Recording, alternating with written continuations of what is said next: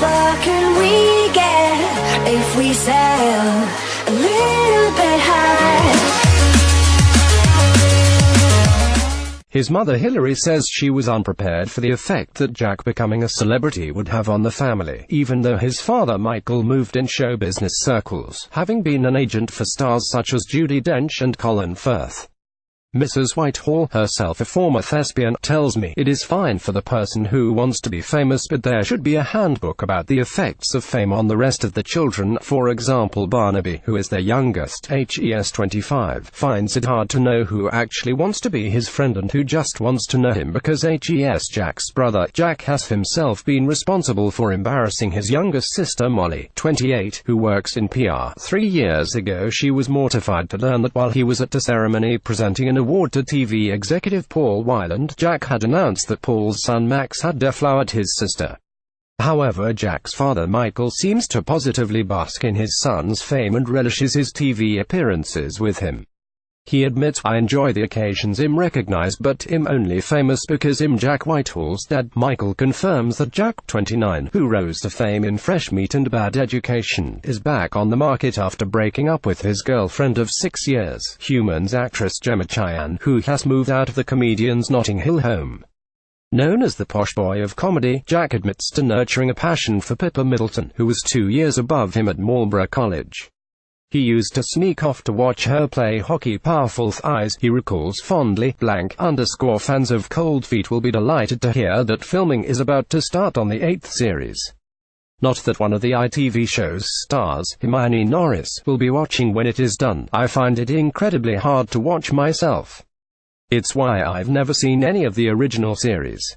All I know is I was there, says Hermione, 50. She will be filming Cold Feet in Manchester, returning at weekends to Bruton, the Somerset village where she lives with husband Simon Wheeler, whose father is General Sir Roger Wheeler, a former chief of the General Staff, and the son Wilf, 13, and daughter Hero, 10. Hermione has now learned to deal with being recognized. Unlike after the first series in 1997 when she was still single, I couldn't quite cope with the attention. When we weren't filming, I'd disappear and go traveling. I went all over India and Asia. No one knew who I was. I didn't have a phone. I was completely away from it all and I loved it. Penny Smith would like to see more opportunities for women over 50 on television and in life generally. Not surprising really, as the perky presenter is herself of a certain age, 59. I think there's an appetite in this country for older people of a little more experience doing pretty much anything. Penny told me at the Costa Book Awards, "It's a bit like how I approach BQ.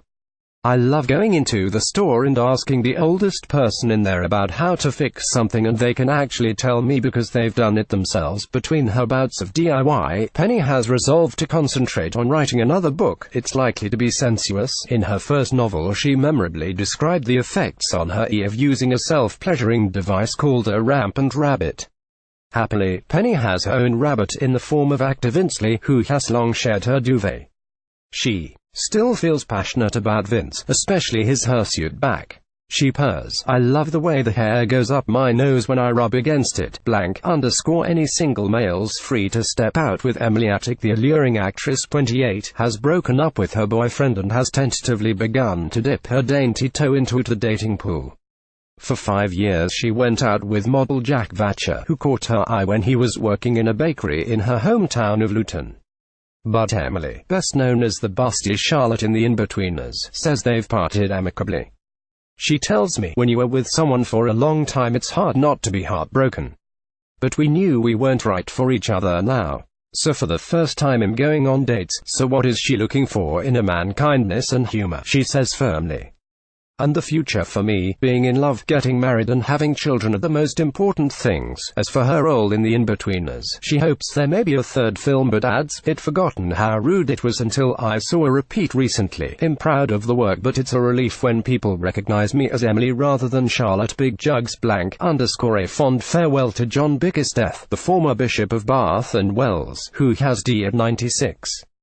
The Queen held him in high regard, appointing him to the rather arcane position of Clerk of the Closet.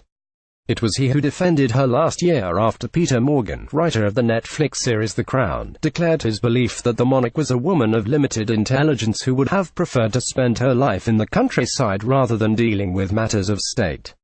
Biggest Death declared that the Queen's knowledge of the world was unsurpassed because of the sheer extent of her travels and her access to people preeminent in the fields.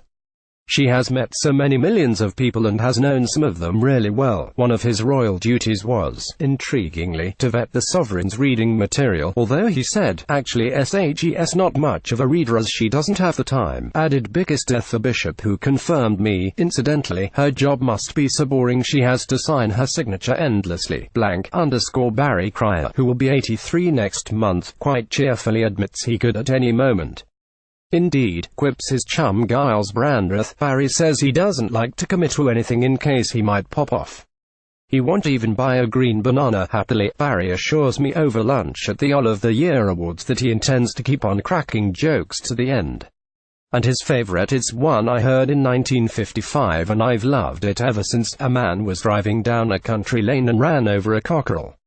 He knocked on the farmhouse door and a woman answered. "I appear to have ed your cockerel," he said. "I'd like to replace it." "Please yourself," said the woman. The hens around the back. Former Trade Secretary Peter Lilly, 74, looks set to miss out on the peerage he may have been expecting following a Channel 4 investigation that implicated him in a lobbying sting. Not that his wife Gail will be too concerned.